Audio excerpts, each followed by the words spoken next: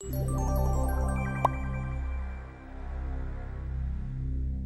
the United States, each state has its thing.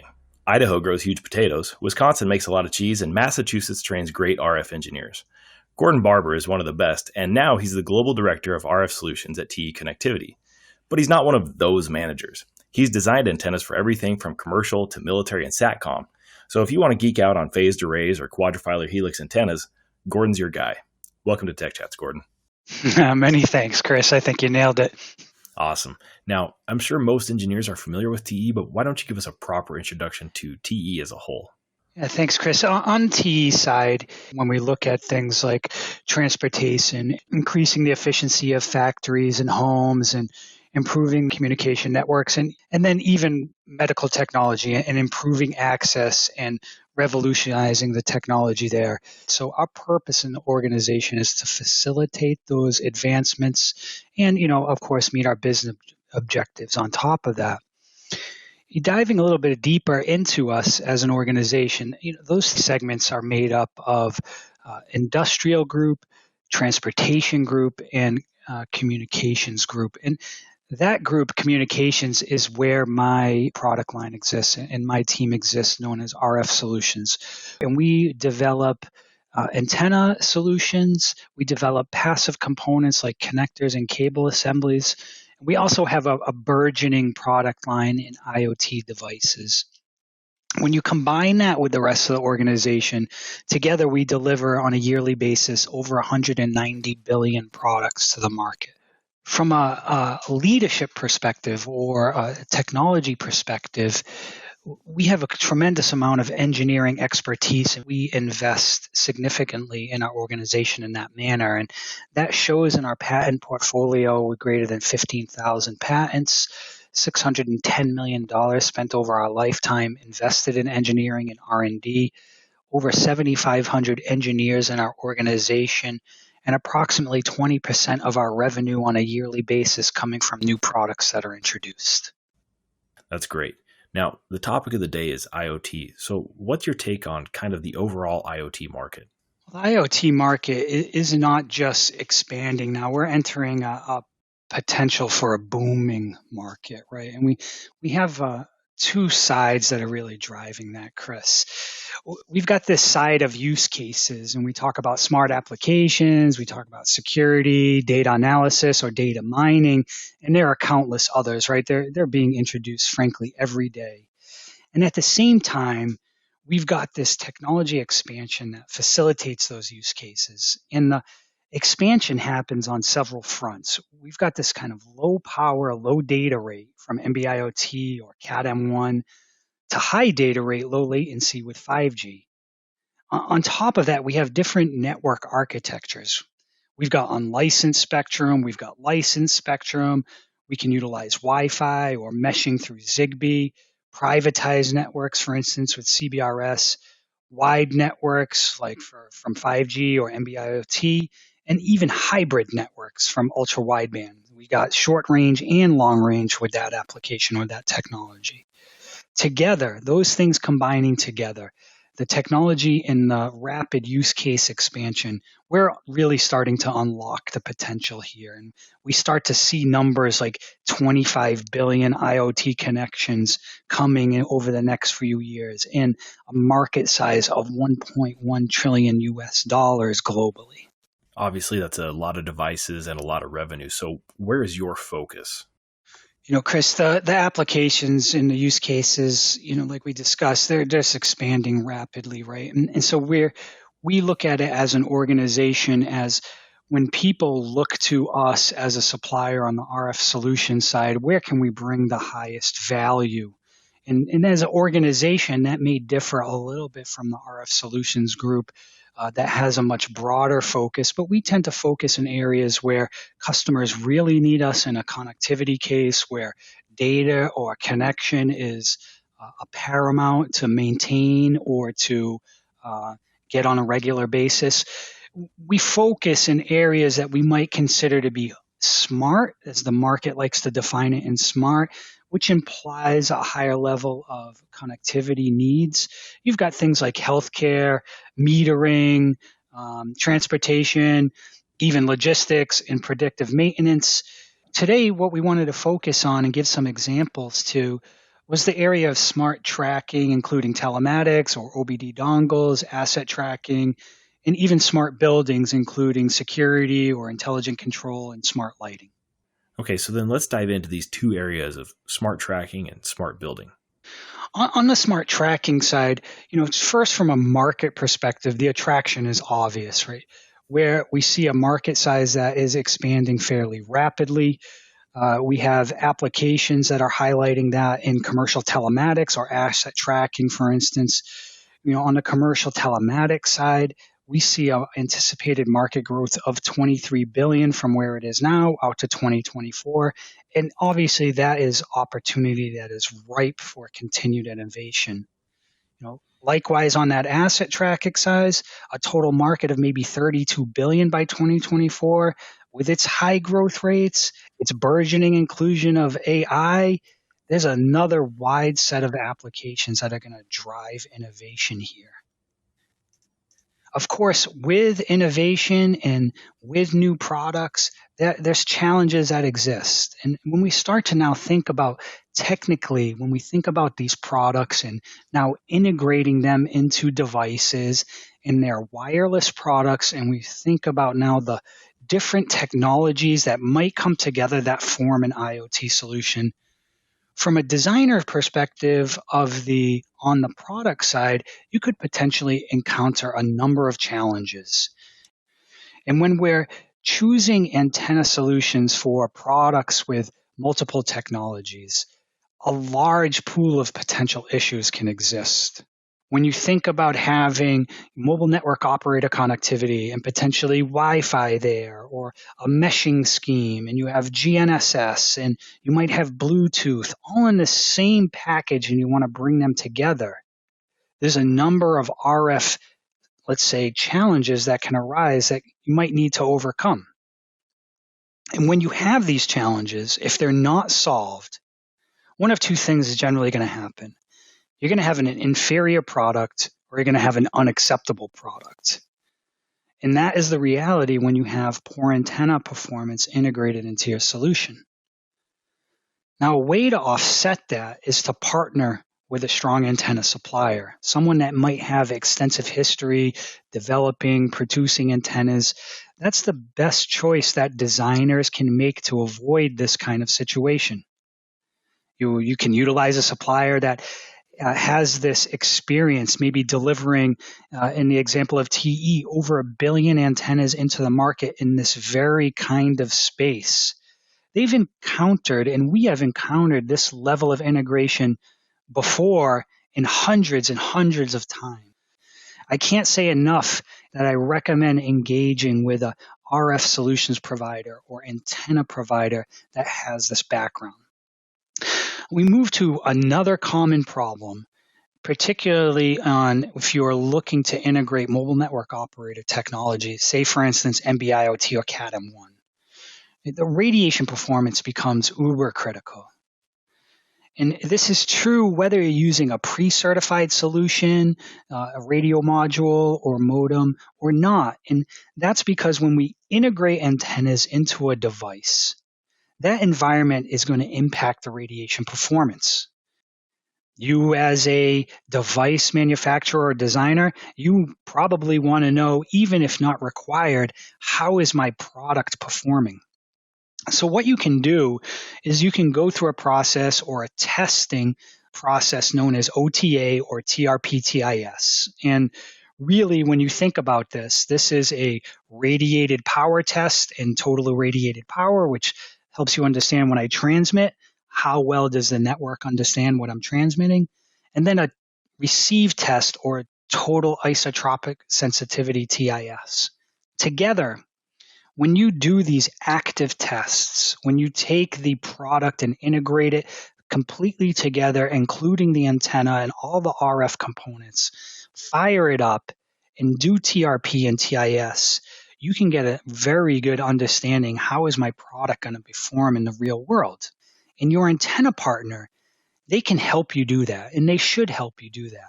And I highly recommend getting this testing service as part of your product development and product verification. We'll talk about now this idea of power consumption. And when you're a battery operated device, power consumption can be a real issue. Now, where antennas come in on that is this metric known as efficiency.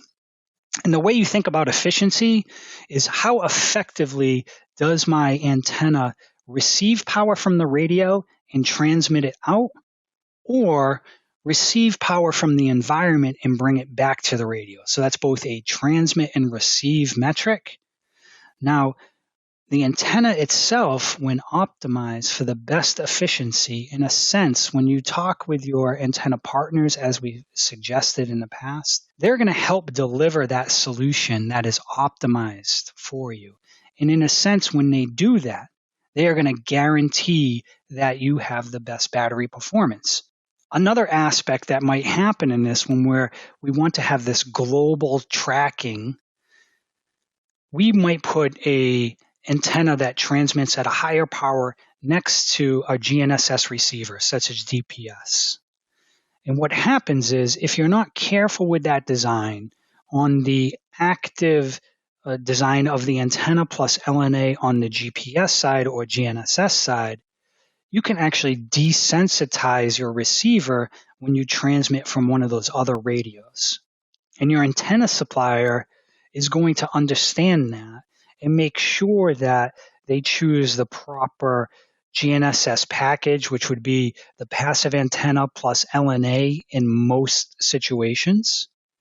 And then how to place the complementary, let's say, data transmitting antenna. Again, we can use NB-IoT, or let's say LTE in this case, solution. Where is that placed in your package? How much isolation do we naturally get? What is the additional filtering that we might need in our GNSS LNA to make sure that we, again, as a system, operate optimally? And finally, a challenge that might be overlooked is really, what are the environmental considerations or conditions that you're going to operate in? Is it a high vibration environment? Is it an outdoor environment that might have snow and rain and ice? It's imperative that you make these conditions known to your partner so that they can ensure that their design meets your requirements under these conditions. In the end, partnering together closely at the beginning of your design can help offset these challenges with the solutions we described. So with all those challenges, what does that partnership engagement really look like? In a scenario that we can describe, Chris, here, imagine this IoT startup, and they want to create this device. It's focused on global tracking in their application. They need a wide variety of RF solutions, and they've thought about this solution on their own. At the same time, this IoT startup might say, hey, there's a lot of off-the-shelf antennas that we can integrate. But buying something off the shelf and following a data sheet isn't exactly the way things work in this physics world. And when they're not integrated properly, things can fall apart quickly. And when you look at TE, what do we do? What can TE do to help offset that? First, most of these customers, they want to get to market quickly. So where possible, we'll use our extensive portfolio to integrate off-the-shelf solutions directly into your product. So our experience is a long history here. When we describe that scenario, we can offset that if you're directly partnering with someone like TE. In these smart tracking applications, what kind of antennas are you looking at? As I indicated, we have a large experience in delivering custom products. But we realize that time to market and our ability to deliver to our customers cannot always rely on that. So we need to mix in our product portfolio. And here are just a couple of examples of our antenna solutions that might fit in this space, right? First, this easily integratable GNSS antenna that would sit on your PCB. Of course, we would take this kind of solution, including the 4G cellular and then also the NB-IoT solutions. We would take those for you, integrate them into your product, and deliver the information that you need to make sure that those operate correctly. And then, of course, if you have a terminal device, one that might operate in the 4G or 5G spectrum, we have a terminal solution that you might connect, say, if you have some office or industrial related product that you're looking to launch. And these are just examples. This is not limited or all inclusive of our entire portfolio. Now let's switch gears and talk about the smart building applications and the challenges that designers deal with there. Yeah, moving into smart building, Chris, first looking at the size of the market, right? We have an $85 billion market rising from 22.9 billion in 2014. And this is a 2020 number, and that'll continue to expand. If we dive a little bit deeper into control systems, for instance, inside of these buildings, now we talk a little bit more focused niche in here, something about a $400 million market coming up in 2023. But together, you can see the complex ecosystem or the complex applications that might exist in a smart building, and a little bit of different challenges come out of there at times, for instance, from what we were describing before. The first one to start off with, again, is the very first challenge that we had up front when we talked about tracking, right? And we can't get away from this. And obviously, we don't need to go through that again, but do not underestimate the complexity when integrating these varied RF solutions. And to summarize, strongly recommend getting a partner with the experience that's going to help you there to make sure that your product gets to market the way you want. Now, in a building, we have a little bit other different challenges that may extend, frankly, into either application, but there are some unique ones here. And we'll start with the industrial design constraints. Now, often these products are very, very visible. And as a product designer that wants to minimize that and really make that aesthetic appearance to be the best that it can be, you would need a partner that can have different, let's say, manufacturing approaches.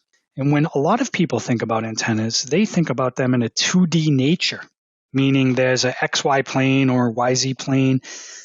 So to offset those severe industrial design constraints, a partner that has a capability to do varied manufacturing from that more 2D approach to 2.5D solutions to even 3D solutions, those provide the most flexibility for you in your product.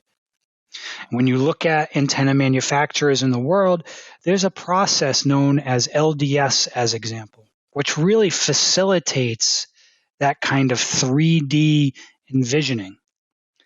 So what happens is now you have a partner that's not just delivering a technical RF solution, but now you have the partners that can deliver that technical mechanical solution. And together, those things combined will give you the best antenna and best RF performance for your particular product. Moving on from the industrial design constraints, really now into, let's say, environmental constraints, right? You're in a building. There's a lot of metal. There's a lot of concrete. There's windows. There's office equipment all over the place. This really changes the RF environment from, say, outdoors, which generally you can think of as a bit more friendly, maybe even line of sight at times. When we think about the complex environments that result from indoors or in buildings, there are some things that you can offset from a solution perspective, leveraging MIMO or diversity, for instance, would increase the RF paths that you can capture energy in. You can do things like radiation pattern optimization. So you can know what environment you're working in. Say, for instance, you want some kind of ceiling mount solution RF device. You do not want any energy to propagate above the ceiling. You want all the energy to propagate down. Antenna suppliers, they can design that proper solution for you to really meet your radiation requirement needs. And then finally, you can leverage polarization schemes to offset this so that you're capturing several polarizations at once, either through, like I described, this kind of MIMO diversity combination where you increase the number of RF paths and then you can change the polarization on each one of those paths so that when you say transmit in one polarization and a kind of, let's say, orthogonal polarization to that, the best chance to receive wherever that energy is going is achieved, because if the environment for some reason blocks one polarization for whatever is occurring, the second polarization might make it through. These kind of solutions are things that your antenna supplier would envision, would be aware of, and would integrate for you to make sure that your product, again, delivers the most appropriate solution. Another challenge, particularly in building, is a very competitive market, of course, and time to market for products is important to make sure that you're there, you're leading, you're not getting beat by your competitors, and it can come down to months at times or weeks even. A very clear solution to that, which I touched on before, is twofold. First, the very most important thing is to partner early with somebody. Also, integrating platform products that exist right now from the antenna supplier's perspective can again bring you to market quicker. And finally, oftentimes, developing products in a space like this are people that aren't very familiar with the RF requirements or expectations. And all of these things really roll into this challenge where product designers overlook the complexity of antenna design or RF design, leave it towards the end, and run into problems as I discussed earlier.